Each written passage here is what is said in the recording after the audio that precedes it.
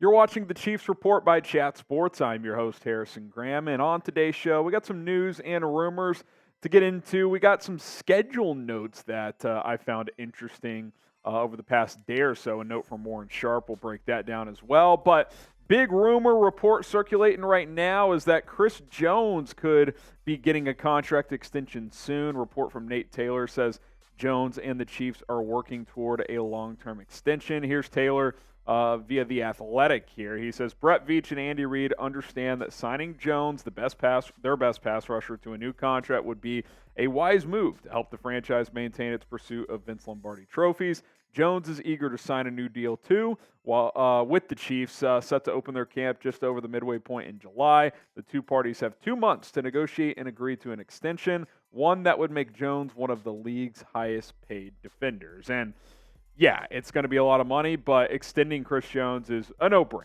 I mean, you're in a win-now window. He's in the final year of his current contract. He's still only 29, so I think one more big contract for him makes sense.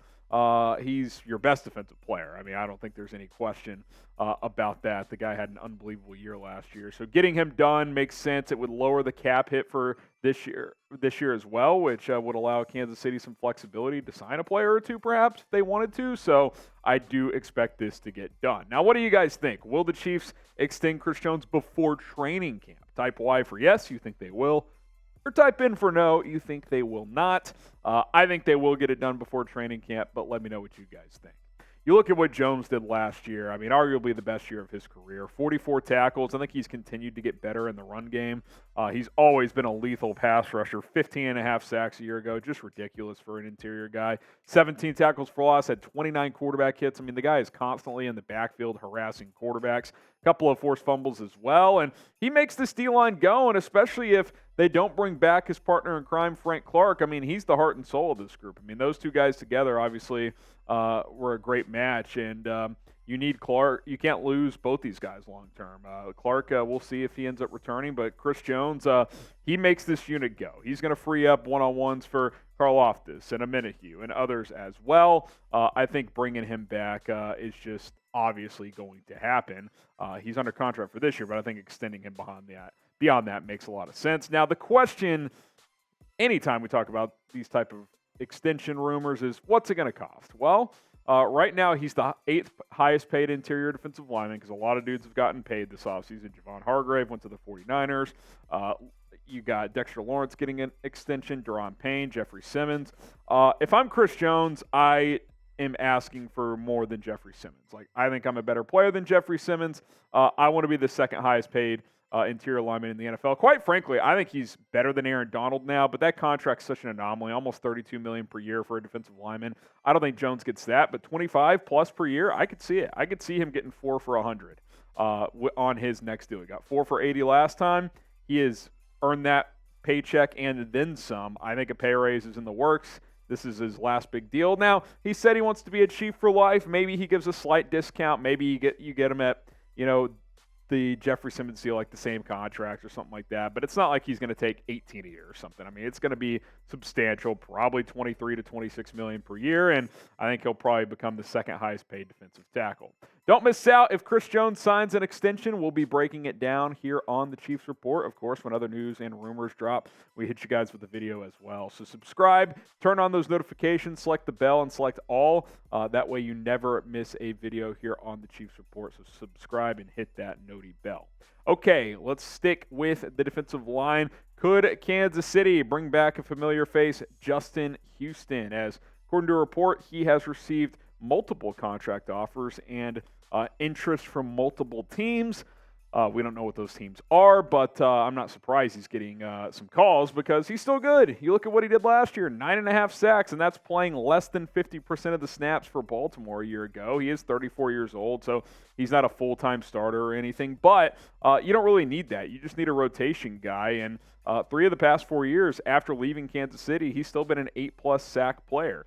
ESPN even mentioned, hey, Chiefs should sign one more edge rusher. That's why Chris Jones has been clamoring to bring back Frank Clark, but maybe you go in this direction. Maybe Justin Houston is a guy you bring back because maybe he's a little bit cheaper. It would be a fun story for him to return to Kansas City after spending the first 8 years of his career with this franchise in which he racked up a ton of numbers. So, yeah, I think this could be definitely a possibility. Now, Steve Spagnuolo likes bigger defensive end. Frank Clark, he's a bigger defensive end. Justin Houston's about 250. So keep that in mind as well. But if he wants to come in, be a rotation rusher, coming on third downs and rush the passer, I think there's room for Justin Houston. We'll just have to wait and see if the Chiefs actually show interest. What do you guys think? Should the Chiefs bring back Justin Houston? Type S for sign, or you can type P for pass. I like the idea. I think it'd be fun for him to return and hopefully win a Super Bowl with this team. That's really the only thing lacking on his resume. I think if he gets a Super Bowl, he will go to the Hall of Fame. Not sure he gets there without it. S for sign, P for pass. Should the Chiefs bring back Justin Houston? Sticking with edge rushers, if you want to get rookie Felix Anudike-Uzomah's jersey, you can do so. Chatsports.com/Felix. Pre-order your jerseys today. They will ship out well before week 1. That way you can represent the Chiefs' first-round pick. Chatsports.com/Felix. Get yourself a new jersey today by going to that link. It's in the comments in the description. Chatsports.com/Felix.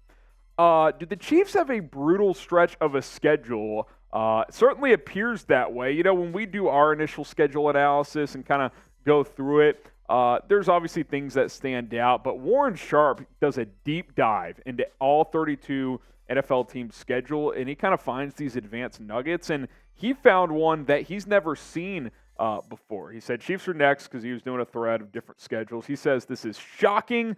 Kansas City plays 6 straight games with less rest than their opponent. So what that means is 6 weeks in a row, when they play, their opponent will have had more time to prepare based on the schedule. 6 in a row. He says it's weeks 12 through 17. We'll look at the games in a second. He says he's researched the past 35 years. It's never happened before. 6 weeks in a row when your opponent has more rest than you. So that obviously creates a challenge, and this is that stretch. At Las Vegas in week 12, they'll have more rest. At Green Bay in Week 13, Sunday Night Football, they'll have more rest. Week 14 at home against Buffalo, they'll have more rest. Week 15 at New England, they'll have more rest. Raiders in Week 16, they'll have more rest. And Cincinnati in Week 17. And what really stands out there is your 2 biggest AFC competitors over the last few years, Buffalo and Cincinnati. Yeah, you get them at home, but they both have longer time to prepare for you. And those head-to-head games matter when it comes to playoff seeding. Bills and Bengals will be a challenge. I mean, they always are anyway, but with less rest, less time to prepare, and that starts to really add up over back-to-back weeks of doing that. So that's a pretty tough break for the Chiefs. Now, obviously, Super Bowl champs, they're playing a first-place schedule. It's going to be a hard schedule. We know that. But 6 straight with less rest, that's never happened before, according to Warren Sharp's analysis.